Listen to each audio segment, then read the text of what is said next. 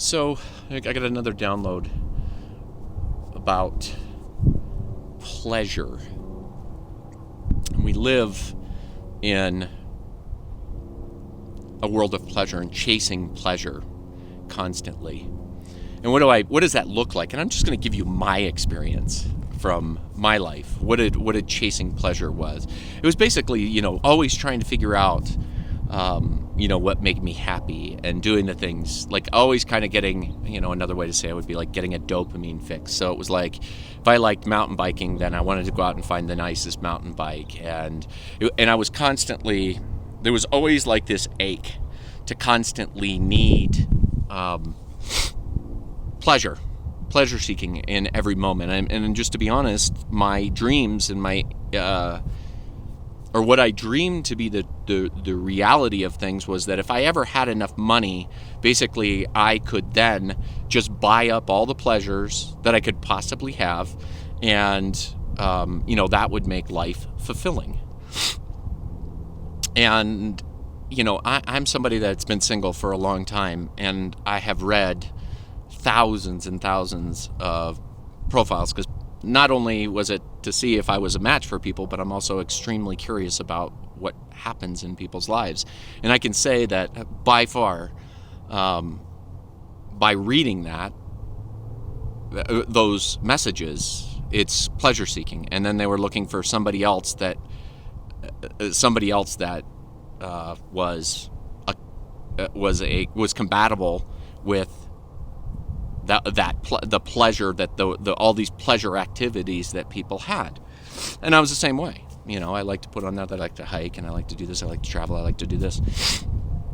Anyway, since dropping into an interdependent state, and interdependency, I got videos on that, and that's basically out of this control paradigm where I don't need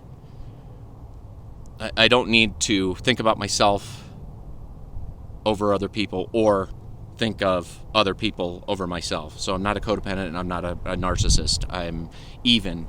And with that has come a place of contentment, which is funny because that used to scare me, and it scares a lot of people that I talk about contentment.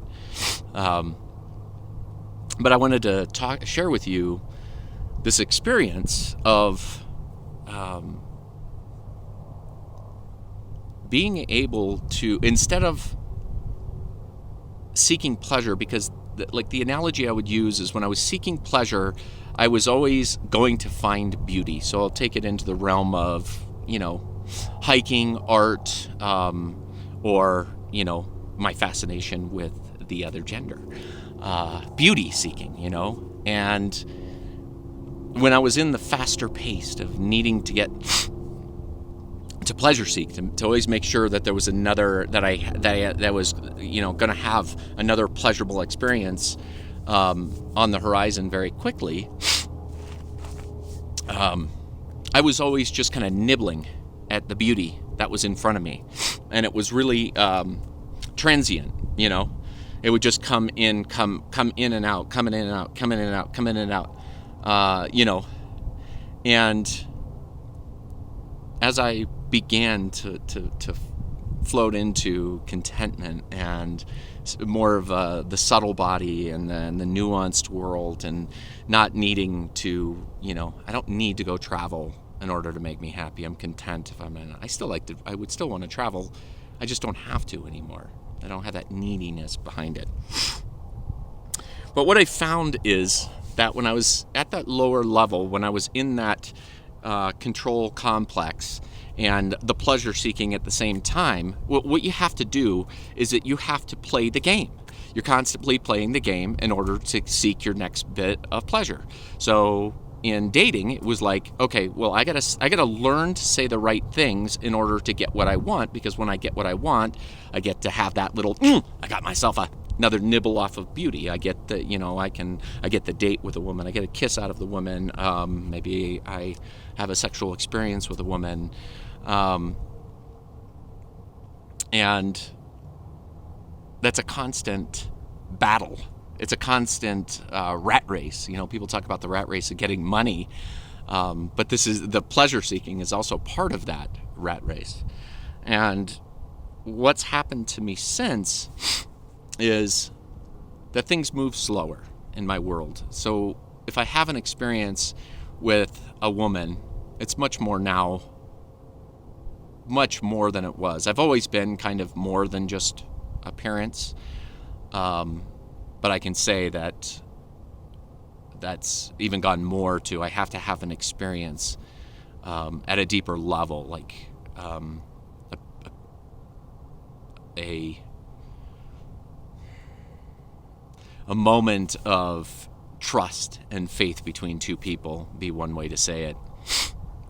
When somebody does that for me and they show me that soft, feminine, sexy side to themselves because they know that I'm a safe place to reveal that. What I recognize, what I do now is that I soak in those moments. I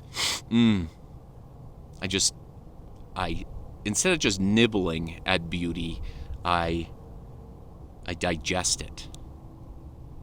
And my mentor used to have a analogy used about it could take a slob could drink a 12-pack of beer and never find the beauty or the pleasure that they were seeking, whereas the wise person could have a teaspoon of beer and digest the whole thing and the whole pleasurable experience. And that's what I've been experiencing. And what's nice too is that I don't have this connection to this neediness to control somebody else and in any way, either as their codependent or as their narcissist. So in that case, I don't have these stories running around my mind anymore about, if they did this and they did that or whatever else. It's like I accept what they did and how they are and who they are. And if they willingly had gifted me with their beauty, I can soak that in, and it doesn't have to be eroded away because I'm not getting what I need or what I wanted. I would say not need, but wanted, or maybe I felt like what I needed.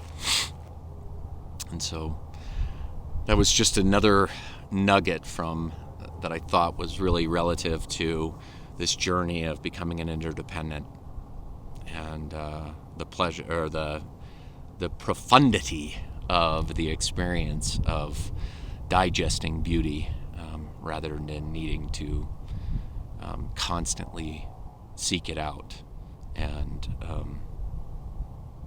use it.